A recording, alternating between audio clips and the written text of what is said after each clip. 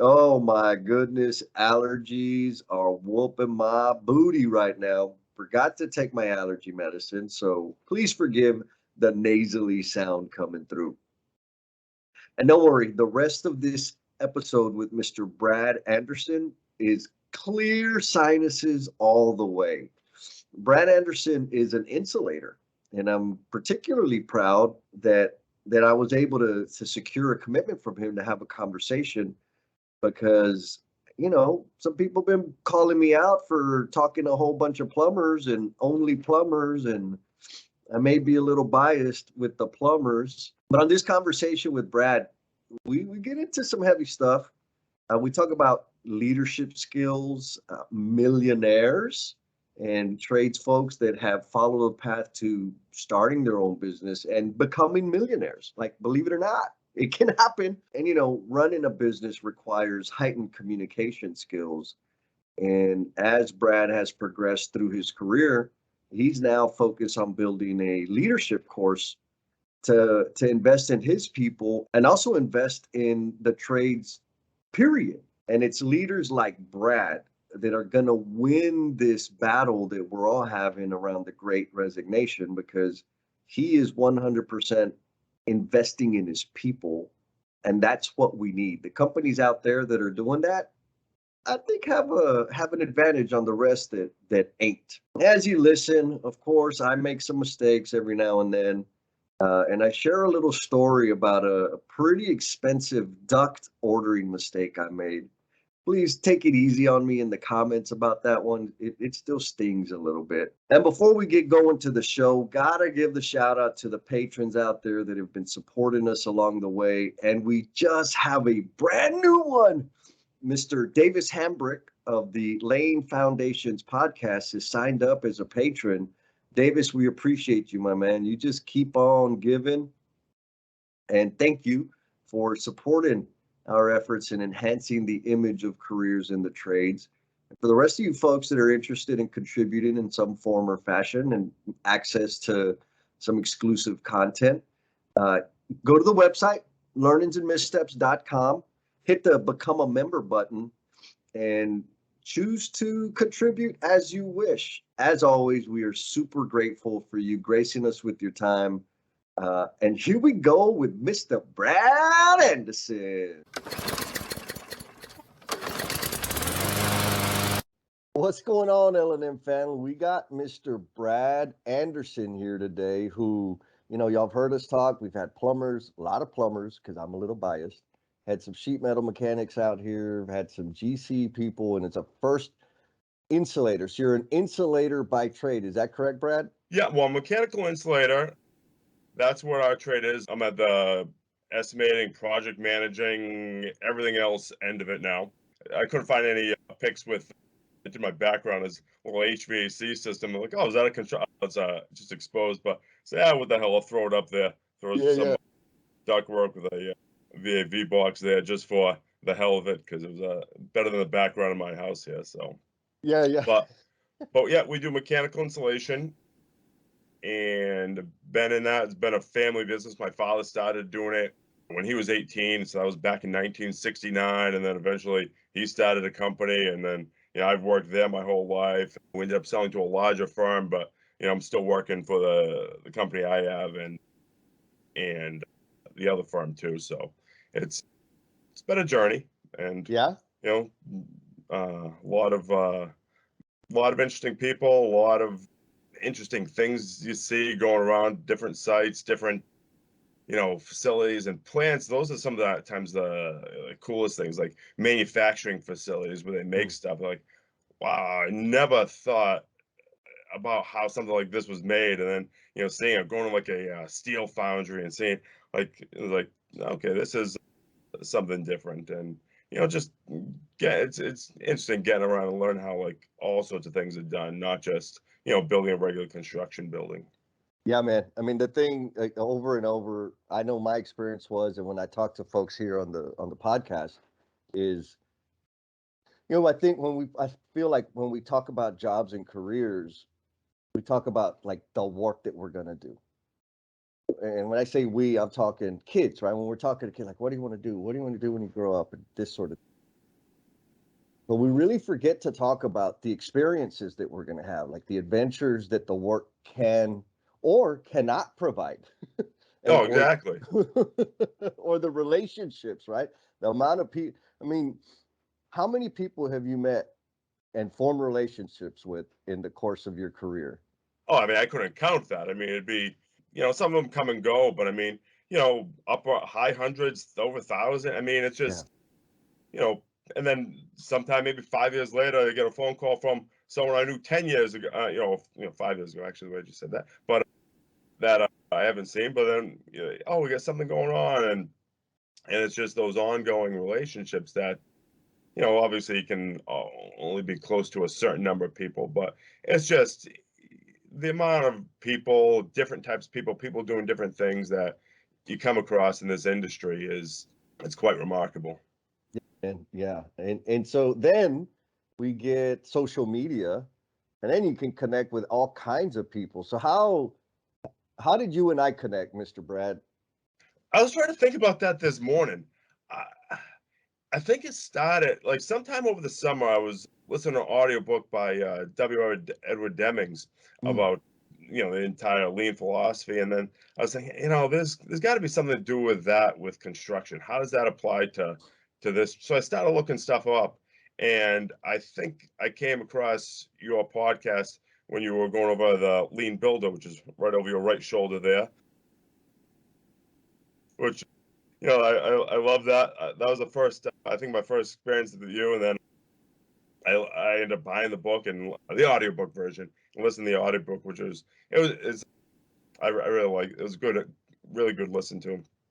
And then we're starting to go over an idea to get some sort of leadership development thing going in my company, and so geez, I want to kind of work with some of the lean things. I think that's why I reached out to you and connected, and we just started talking about it. yeah, Uh, man. but it's Yeah, just that funny how you come across people and everyone's willing to talk and share their experiences. And I just find like in anything, people, if you really reach out to them, they're ready to be very helpful. And of course, you were very helpful in what we started at our companies.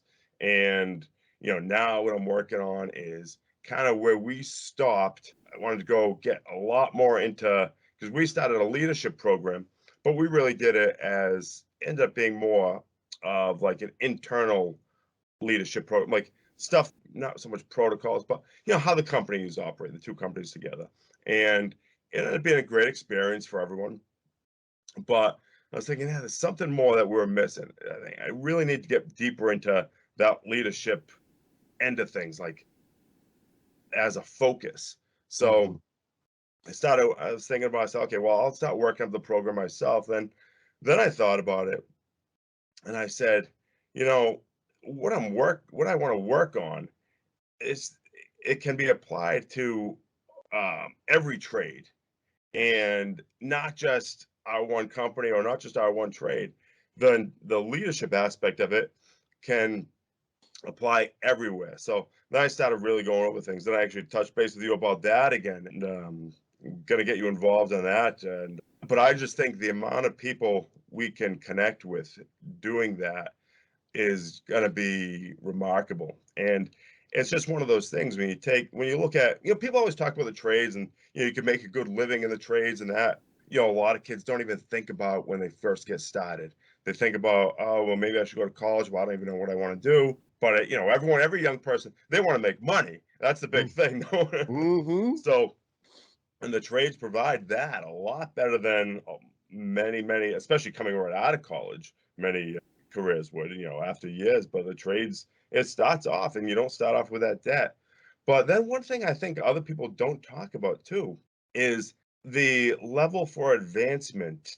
I was just thinking about it last night. Out of everyone I know who would be characterized as a millionaire, 90% of them were trade workers who started their own companies, you Yes, know? yes, So that's yes. the way it should be presented to kids. Like when they say, hey, you want to be a millionaire? Start this way. Become a plumber, become a pipe fitter, become an insulator, become a tin knocker. It gets back to my leadership skills. Get these leadership skills, then start your own company.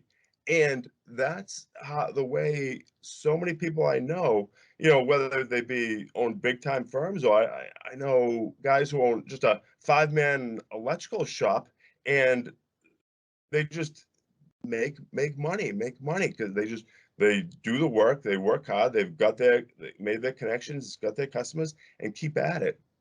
And I think that's the end of it. Sometimes I think people forget to tell the kids that it's not just like you have to be a plumber or an electrician working in the field your whole life, which you can, which is great. I mean, Oh yeah. hey, everyone I know who's retiring, who's worked 30 or 40 years in the trades, they're retiring with plenty of nest egg to go. So that's I mean, that's a great way to do it too. And some people like to work with their hands all the time, but there's just so many avenues you can go. And that's what I was thinking, by getting people a lot more leadership experience, not just by hoping it happens, Mm. is is going to be huge for people. And then it just goes back. I think when we were texting yesterday, I was talking with one of my customers from the installation and just going over it because I want to get him involved in doing the beta test end of this. And he was just blown away. He's like, I got a couple guys, and one specifically, he's a great journeyman, but he doesn't know how he can make the jump to foreman. He Mm. said this is going to be great for him. And I was just thinking, even if it's just like that one guy who gets helped out by this and makes that jump, that's a big thing. But then I'm thinking, it's not just that one guy. There's people all over, and then they can make that jump to be foreman. Then maybe some of them may want to stay foreman. Maybe some of them do something else. Maybe some of them won't start their own companies. But it's just how many lives you can start to touch by, you know, getting involved in doing something. We're not just kind of like doing the bare minimum or hanging around doing nothing. You get me fired up. I know, one, I'm grateful that you would even consider to include me in the thing and reaching out. I love helping, and it's clear to me that you're about it. But you mentioned, and Christopher Branchley, with Rock the Trades, I got to interview him the last conversation, and he said exactly what you said. Like the trades is there's a pathway directly to starting your own damn business, and like you said, millionaire, right? This person that's running 5 trucks out of his electrical shop, I bet every one of those trucks is turning over $100,000 to $200,000 a year, and all of that's come wrapping up into his business. It absolutely is that, and we need to do a better job of talking about that. Like the career pathways, entering in is one thing, and then like the communication skills that you end up building, the relationships that you end up building, and just like the straight up, what's the word, oh man, you know, you learn the trade, you learn how to do things, you go to apprenticeship, they're going to teach you ABCD, the way things function, and then you're going to get out on the job and you got to make something happen. There's not a class for that, but you figure out how to make it happen, and you're faced with that every single damn day. And it's that skill of just working with what you got in the moment and making it happen. That's the skill that people need to build their business. What do you Oh yeah, think about exactly. That's the like, thing. It's where the resources are always limited by something, and being able to work it just gives people the parameters of, okay, these are my resources that I have. I have to make it work with this. Of course, you could go to the supply house, get more, and there's other, in business, you could do the same thing. Go get, you know, go to a bank, get more money, do this. But when all said and done, though, you still have to be able to work with what you have. And I think a lot of the planning aspects that are required in trades as well. I mean, if you're working on a job site, you have to start getting, especially if you're a foreman, you have to start getting that planning aspect ahead, which mhm, is integral to running a business. you On the got it. business end, you can't just wait for paperwork to come to you and then fill it out and hand it back. You got to plan ahead every aspect of it, or you're not going to be in business anymore. So I think at that end too, it really is just getting at the idea of planning and organizing people puts people who work in the trades at much better advantage to starting their own business as compared to someone who may be very smart as well, but had a job where they were just doing the work for a company and not having to do all the planning and all of that. And the other thing that really excites me about your leadership program that you're in development is one, you're doing it. Like we talked about it. It was an idea. You're already talking to people to beta test it with. So there's no doubt in my mind you're going to make it happen. But the really, really exciting part about it is that it's being designed by a tradesman for tradesmen. Like that is largely absent out there. Have you, in your prep for your program, have you come across any other types of content that is like designed by a craft worker? No, I don't think anything I've come across is designed at that end, and even Mm-hmm. for at the subcontractor business end of things too. I Mm-hmm. mean, that's just something that's often overlooked. And actually, I was just jump back when I was listening to the Lean Builder, and he actually talked about an insulator having to come and insulate the ductwork. As a wow, usually whenever any other like uh, construction trade material, they completely skip over the fact that there's an insulator involved in the plumbing systems or HVAC systems. It's like they put the pipes in and the walls are going up. Like wait, they're missing me here. Yep. And so it's just that end of things. And then so much, reading stuff about construction, it's generally geared towards everything out there is geared towards the general contractor end, whether you're Yeah. reading it, looking for information. So finding just anything that's geared towards subcontracting companies and personnel and field workers and everything, it's just slim to none. And that's another thing, is just by doing this, if it gets more people in our end of the industry thinking, oh, I have this experience here too. I can, because there's, I don't know how many subcontractor firms, construction trades there across the country, but Oh God. it's probably more than there are Oh GCs, yeah. you know? Way more. So Way more. it's just there's so many people that, the market for anything you do or the people that can benefit and learn and be impacted by it is just enormous. It is, man. It is. I was talking to my friends Jennifer Lacey and Adam Hoots, who we have a regular call twice a week to hold each other accountable and keep kind of brainstorming. And here this week, it felt like the theme of our conversations was about the type of people we surround ourselves with. And like you said, with social media, it's so easy to connect with people. And again, like you said, you reach out to somebody, people are willing to help you.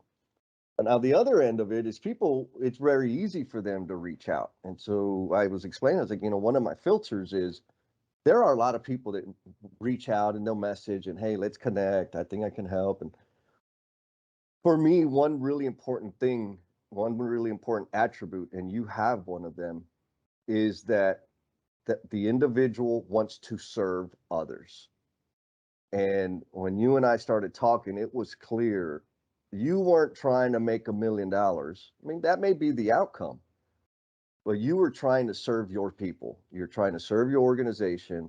And then this idea of the leadership for trades, again, you and I were texting. You said, man, it could just make a difference for one person. And that's what it's all about, man. So I applaud you for having that spirit of wanting to serve others, because that's how we get there, right? We are better together.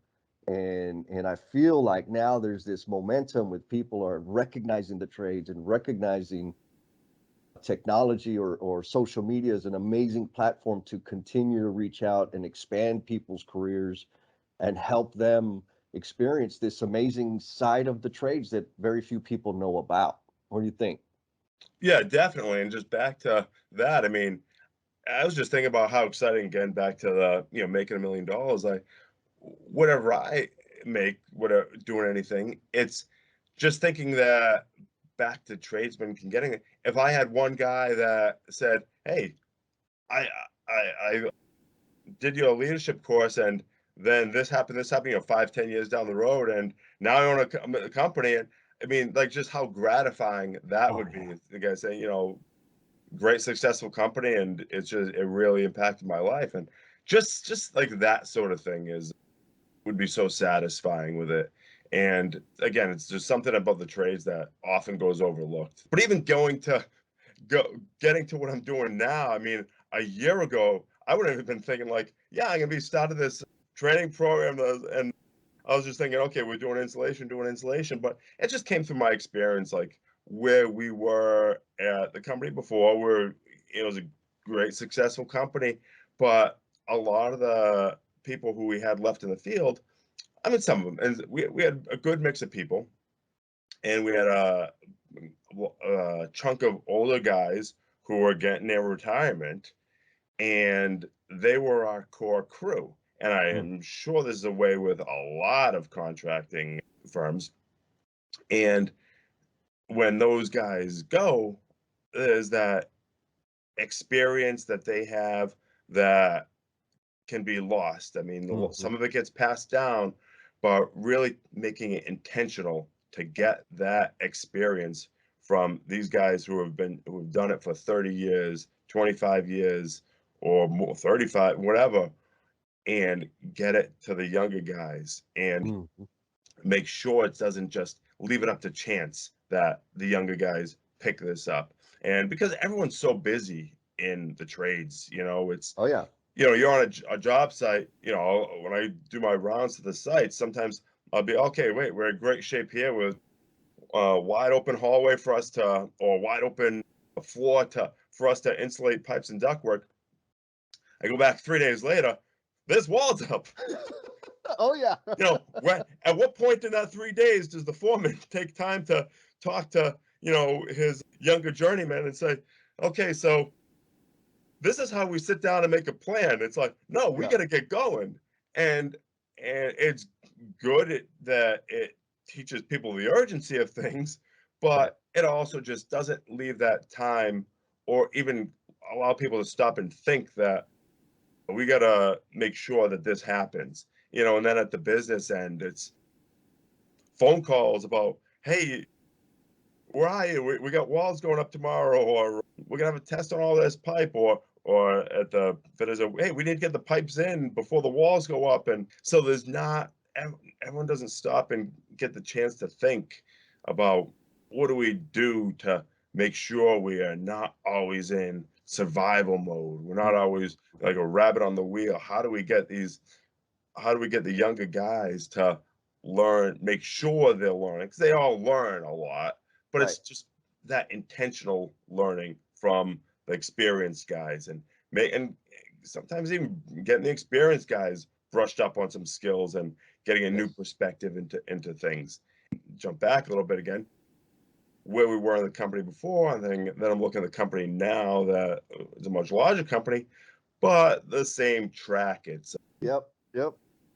a lot of the more experienced guys, again, 5 to 7 years out of retirement. And I'm looking, well, we got to make sure that this starts happening. Yes. And that's where the whole thing stemmed from at my end. And just, the fact that we don't even have enough foremen to handle the amount of construction that's going on up in the Northeast right now here. It's Mm. still booming up here.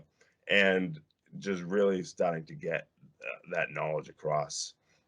Yeah, man. No, I think, there's been a lot of stuff on TV and whatever about the great resignation.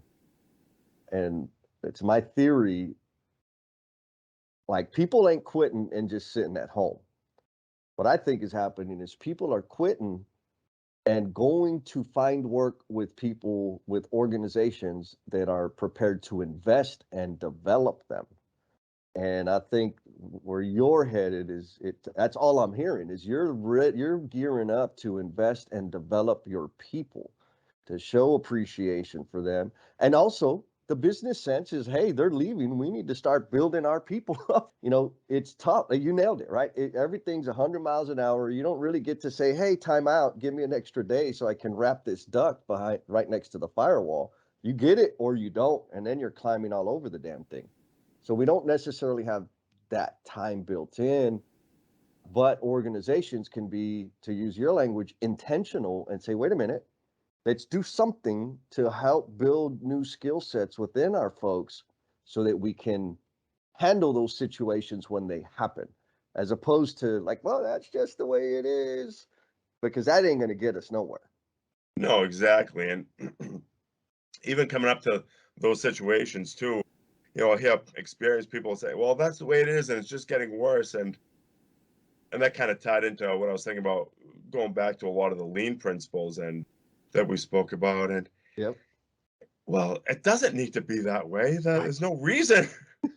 Yes, it doesn't have There's to no be that reason the way. ceiling has to go in when 2 months ahead of time, when pipes aren't up yet or insulation's not up yet. But again, it's just, I think at that end too, it's a lot of general contractors that, again, moving at 100 miles per hour, and they have the superintendents and their project managers and everyone who aren't as experienced and don't know how to organize people. And basically so their solution to trying to make things happen faster is, okay, let's just have things happen faster. Let's More people. tell them we're going to put the ceiling up, and all it does is ends up slowing everything down. Yeah.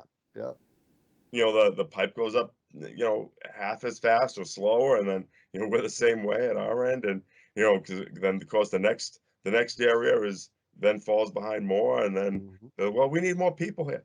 There aren't any more people. There Everyone's are. working everywhere, so it just ends up in this vicious cycle. So, like, that's another aspect of the leadership, having the guys in the field. They're the ones who see this, and Yes. they need to learn, explain, hey, it's going to take me 2 days to get down this hallway.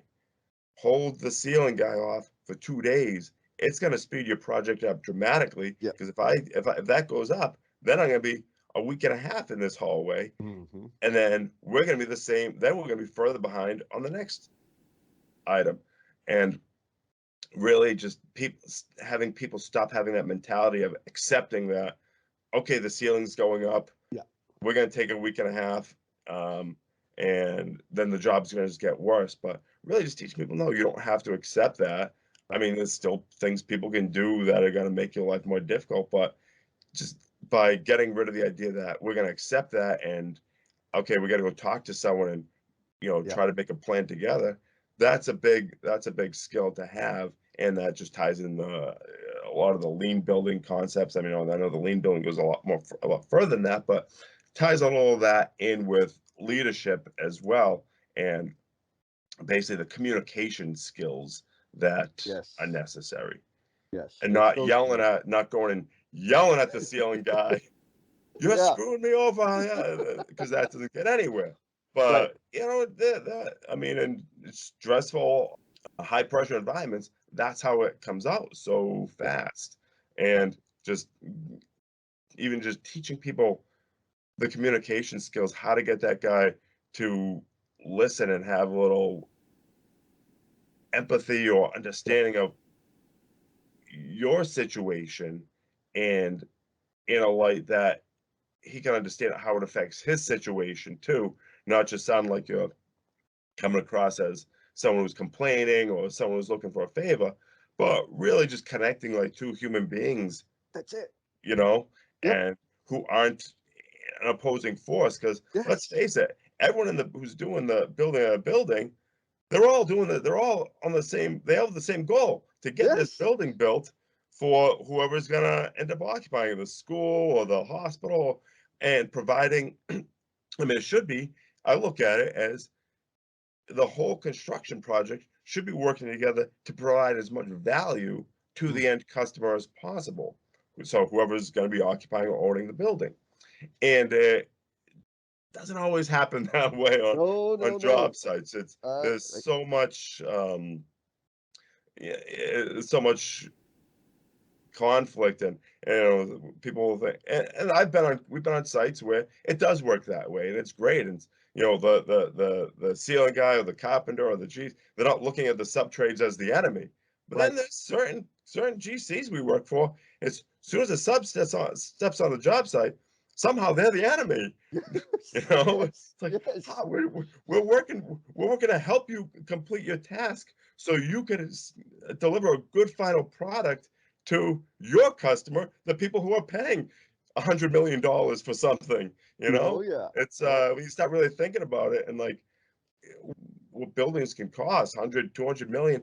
And if you're paying 200 million or 100 million or even $10 million for something, do you want it something that people were cutting corners on Mm. because they weren't coordinating with each other? And that's a big thing. It's no, you wouldn't want to say, you wouldn't want to think, well, all those pipes may not be insulated, or, you know, maybe they didn't get a test on the pipes that are in the risers because the wall needed to go up, or the GC wanted to put the wall up a little quicker. No, you'd think you're paying $10 million or $100 million something, you're getting a $10 million or $100 million product, Yes, sir. you know?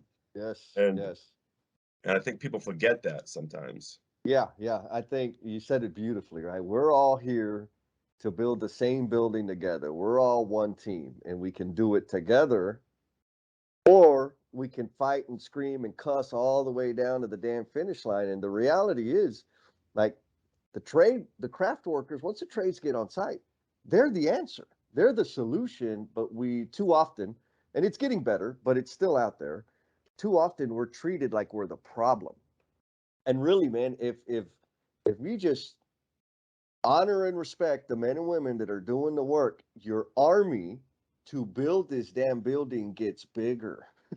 But if Oh you want yeah. to put them against each other and have everybody fighting, your army it's a number of what, like, how many, when you're out on a project, I've seen general contractor teams of 2 to 3 people, and there's hundreds of craft workers. Like, Yeah. you can't take on all 100. And if No, I we make know. friends, we can really make something happen together. Yeah. Yeah. But when they get in the situation where they start pitting everyone against each other, Mm, then like, how does this help? And it doesn't. so I think at many ends it's getting better, but some ends I find it's Yeah. getting worse just because people, again, project managers and supers for GCs sometimes don't have the experience to know Yes. they don't want to do it maliciously, but they don't know how to stop that from happening. They just kind Right. of let it go, and they don't have the experience saying, no, it doesn't have to be this way. We can do it a little bit better. And so it's kind of one of those things I just want to get across in this course that I'm producing, and just those communication skills that, hey, if it makes 10% of construction workers' jobs 10% easier, Oh God. you Yeah. know, I mean, like, Yeah. It's a miracle. It'll be a yeah, miracle. really think like, even if 1%, it made 1% of workers' jobs 5% easier. I mean, it's hard work everyone's doing out there. If you could just cut a little bit out from just by improving communication skills and Mm. getting rid of these things that, you know, everyone doesn't have to do because there wasn't good communication somewhere. That's just going to be, would just be huge, you know? Yeah. 100%. So you insulator. You started your career early, leading crews. You're up on the other side of the business now, estimating, coordinating, planning, developing leadership programs. And this is all, again, I want to say this for the L&M family out there and for other folks that are listening. Like, the path is wide open and you're going to make it amazing. And anybody that comes into the trades has the same, that opportunity exists for all of us to make these life changes that help impact the lives of other people. Like, that's what it's all about. So you started your career. What else should the L&M family know about you, Brad? Well, I didn't start my career in the field. I started more warehousing and deliveries and that end Okay. of thing. The real dirty end of things. Maybe jump back to what I wish I knew starting off, and is that you don't need to know everything or seem like you know everything, because it's one of those things. People think everyone else, or they'll think someone else knows everything. And but then when you really start to no, like talk, they don't know any more about this than I do. So I shouldn't feel embarrassed about it. But I think everyone goes their whole life and they'll be afraid to say something. And I was like that a lot when I was younger, and not knowing something like, okay, maybe I'll learn it, figure it out tomorrow what he was talking about. But the guy who's telling you something, he may not know either. So you say, well, what is this we're doing? Oh, we got to figure it out. And it's like after I realized that so many times, and that sort of thing has happened where two people probably think the other knows what's going on or what something is, and they're both kind of afraid to say it, but really just getting that openness. Yeah. And it, so just learning how to develop that in yourself. But as far as like what should people know about? I mean, I'm just continually trying to learn and develop myself and become better and more impactful. And it's just something that I think anyone can do. Continue challenging yourself, and that's what I like to do. I'd if I didn't have some sort of challenge, I think I would start climbing up the walls and going crazy because Yeah. but it just makes life a little bit more meaningful when you find some sort of challenge and go through with it. I've had that lesson that you talked about. It's an amazing lesson, and it's so simple. Most people are just trying to figure it out, right? Like Yeah, I think they know, right?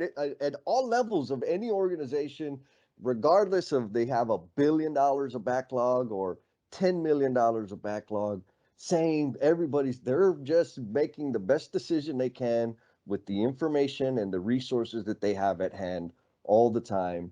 And I think, you know, having the courage to tell another human being, like, bro, I don't really know either. Like, let's just figure this thing out. Like, that's when the magic starts happening. I mean, that's the way yeah, it's played out for me, anyways. yeah, really. And that's I think just the toughest thing. And sometimes it can be a confidence thing, or sometimes some people can be an ego thing. But Mhm. it's regardless, everyone's in that situation at some point, and usually at tons of points in their life where they'll be just completely confused by something.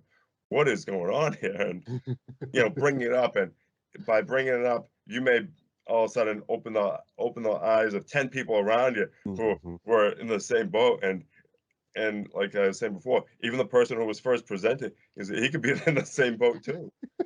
Yeah, yeah, 100%, man. A lot of times the teacher or the facilitator is just 2 pages ahead of the class. Yeah. And I know because I've had to facilitate classes, and I'm like, oh man, I hope they don't ask real heavy questions because I didn't read the whole book yet. Yeah. Oh man. So okay, good. The perfect segue into the big question. You've got a lot of experience. It seems like you're investing your time, always taking on a new challenge for yourself, and now wanting to contribute and support people, help people build their careers out there. So over your years, wherever in the business place, on site, in the warehouse, at home, what is a significant learning that you had as a result of a painful misstep? Ooh, there's quite a few to go over there. All right, y'all. We got a bit of a change here. Yes, I'm breaking up the flow, and that's not going to change. It's going to stay the same. But the L&M family has spoken out, and we've heard you loud and clear. What we are doing is the backstage passes, these clips that you're not going to be able to listen to on this audio version, are now going to be available to everybody on our YouTube channel. So hit up our YouTube channel, subscribe, follow, like, hit all the buttons, and give yourself a little bit of a learnings and missteps marathon and catch up on all the outtakes. We want to hear your comments, and we want to know what you're learning from these things, because all of our guests have shared some pretty intimate missteps and have had some pretty profound learnings. And we hope that you can take that and apply that going forward, and even teach it to your people, the people you care about.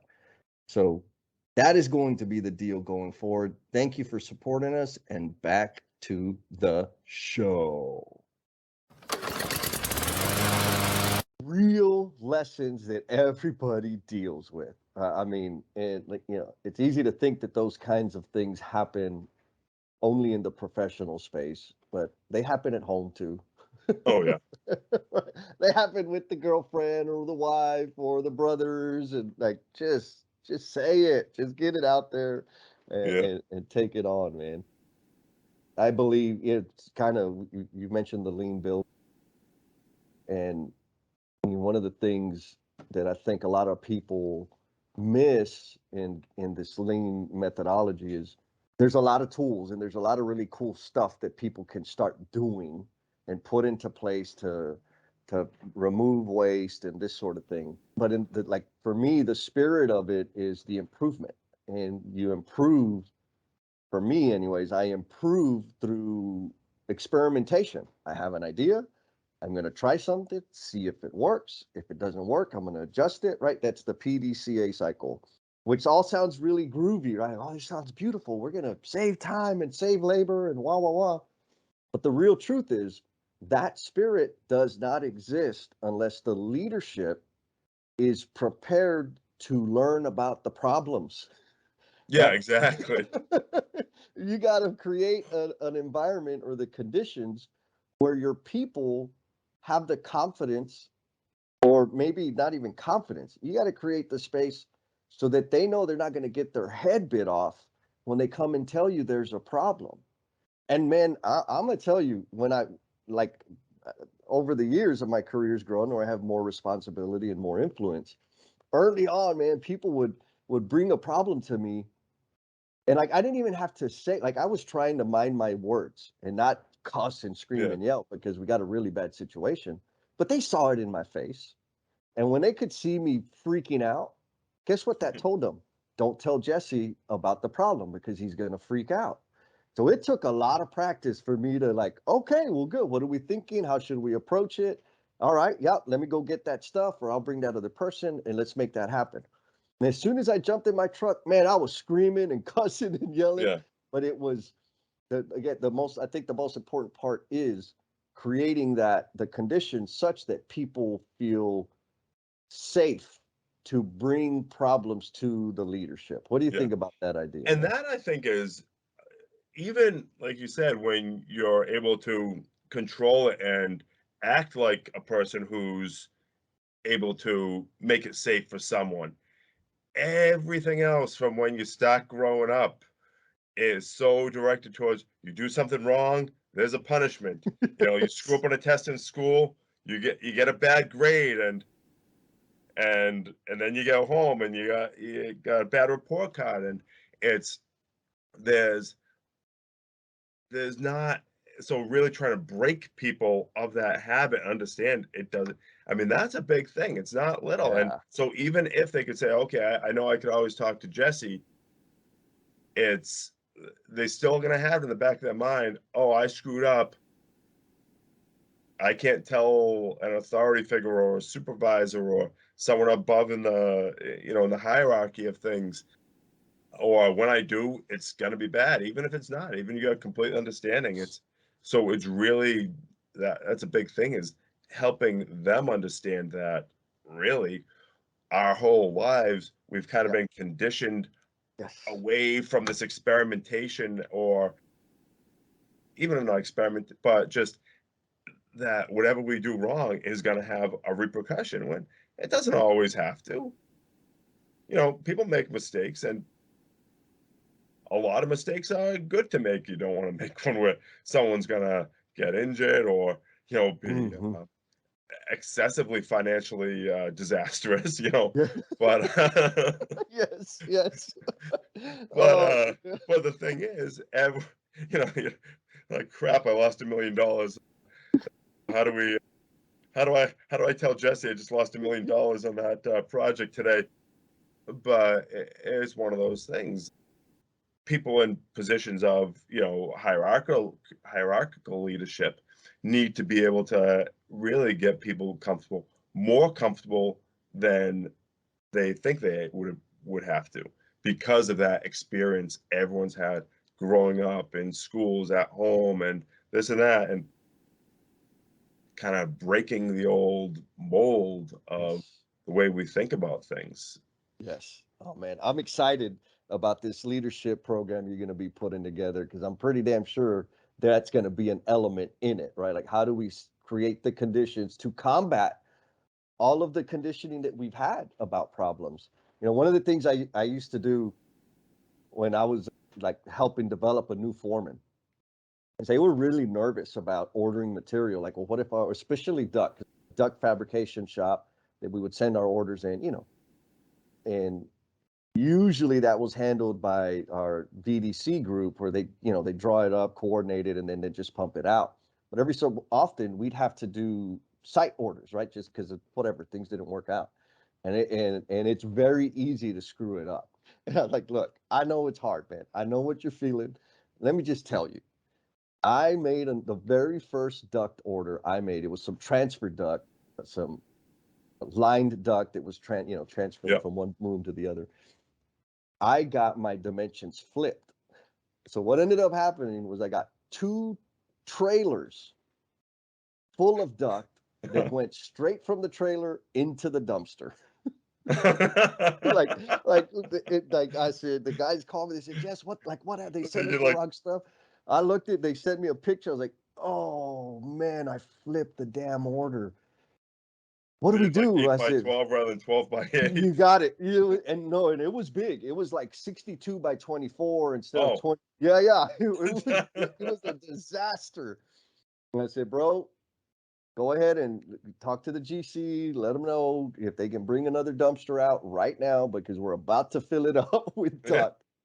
And it was, when I made the mistake, I had to call my boss. I said, hey man, and he's like, son of a, I said, yeah, man, it's a $20,000-$30,000 mistake.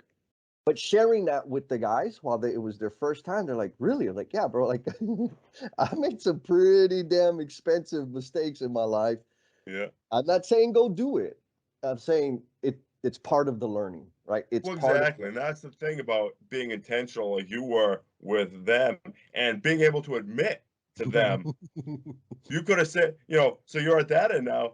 You could have let him do it and then have him make the same mistake. But then it's like you making this mistake twice for Yes. not admitting it and Yep. not telling them about it. But now they've learned from your experience. Double check those. And, if it happens, it happened. But still, at least you're not making that same mistake twice. Because imagine if the guy did, if when he ordered a bunch of transfer duct, all of a sudden you're like, crap, this is like 15 years ago when I did it all over Exactly. again. Exactly. Um, And yeah. it was what you said. I said, dude, make your list and send it to me. I'll double check it. Like that was the thing. And that's what I didn't do the first time. I Yeah. didn't ask somebody that had the experience to double check my work. I just, it didn't take much. And to your point, I didn't have to repeat that mistake. After that, I was like, oh, I'm afraid of ordering duck, man. Like, that's not my strength. Let me get Yeah. someone who got the expertise there. Oh, man, good stuff. Okay. Well, we're coming up to the end. And I love this is my favorite question to ask. And I think it's the least favorite question of everybody that we've had on the show so far. But here's the question. What footprint do you want to leave on this world? I mean, it goes back to leaving an impact and helping people, but really just there being people who I may not know about, who, if I were gone, they, see my obituary and say, oh, yeah, maybe someone I haven't even met. And Mm. it's funny, I used to do a lot of lifting. Did competitive strongman for a while and powerlifting, and I did one bodybuilding competition a few years ago. And Nice. there were people who, I was huge at one point in time, and not like nationwide, but just like No, physically I think I large. seen pictures on Instagram, like, son of a gun, this dude's a beast. Yeah. So, there'd be guys who are in the gym. I'd be working out, lifting, whatever I'm lifting, training for a competition, and some young guy doing something, and me saying something nice to him and giving a little tip and not seeing the guy ever again. And then, maybe like 5 years later, hey, you're Brett. Yeah, yeah, yeah. Oh, hey, you said this to me, did this to me, and it made a big impact to my lifting, and I got these over these barriers, and just like that sort of thing, like something I wouldn't even remember, or I had a brief, but someone else does for years, and just leaving that sort of impact even on a larger scale. So whether it be this leadership course or something else I get involved in later on, but just having that impact. If someone saw my obituary when I died and saying, "Oh yeah, that's that guy," I heard him say this and this on Jesse Hernandez's podcast, on the L&M podcast, and it affected me. It impacted my life. Or so I watch his leadership course, and I started my own company, or whatever else I may get involved in the future. Someone heard something I said, or someone who I didn't meet, but somehow just impacted them, and that they'd remember it in the future. I think that's kind of like a really good sign of being able to impact to help someone that has no way of really ever coming back and doing something for me, but just it just happens, and not that I even know about it or anything, but that they know about it. I think that'd be the biggest the footprint I'd want to leave. Man, that's amazing. What I'm hearing is service to others, ripples of impact. Like it's clear to me that you are taking responsibility for the gifts and talents that you have, and you want to apply them and share them such that it impacts and improves someone else's life. And you don't even need to know who they are. You don't even know. You just want to leave that for people to continue to serve. That's amazing, Brad. Oh, thank you, Jeff. So there you have it. Mr. Brad Anderson, insulator, leader, entrepreneur, super humble, down to earth guy. And don't mess with him because he's a beast. You got to check him out on Instagram. That dude is big. Looking forward to continue working with him and see the impact, like kind of his vision, right? Like Jennifer Lacey talks about the ripples of impact all the time. And what he was describing is those ripples that we can't see. They go beyond our inner and outer circle and continue to affect people out there in the world.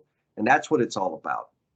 Those are the type of people that we got out there in the trades, and those are the folks that we want to be celebrating. So shake a tradesperson's hand. And we got to give the shout out to the L&M family member that's hooking us up with some feedback. And this one goes to Mr. Thomas LeMay. And this one was kind of special. And I'm also cheating a little bit because I heard somewhere that Thomas LeMay is going to be doing some collabo sessions. So more to come on that. But Thomas shared with us his favorite episode was the PPC conversation with Felipe. He said it was like chicken noodle soup for the soul. And what he finds the most valuable is the real conversations with real people about real stuff. Thomas, that means a lot because I'm super self-conscious about being gimmicky and being salesy and being, just slimy. And to get that feedback from you, man, really means a lot to me. It pumps me up. It gives me courage to continue forward. And I thank you for leading the way that you lead. The rest of the L&M family, keep being awesome because people are watching you. And you're setting the example. You're treating people the way they need to be treated, the way they deserve to be treated. And that's what we're all about. Thank you again. And we've got another one coming in a couple of weeks. Peace. Man, you are one dedicated listener, sticking with us all the way through to the very, very end. Please know that this podcast dies without you. And we invite you to share how the episode's impacting you, along with your thoughts, questions, and suggestions. You've been gracious with your time, so we added social media links in the show notes to make it super easy for you to connect with us. Be kind to yourself, stay cool, and we'll talk at you next time.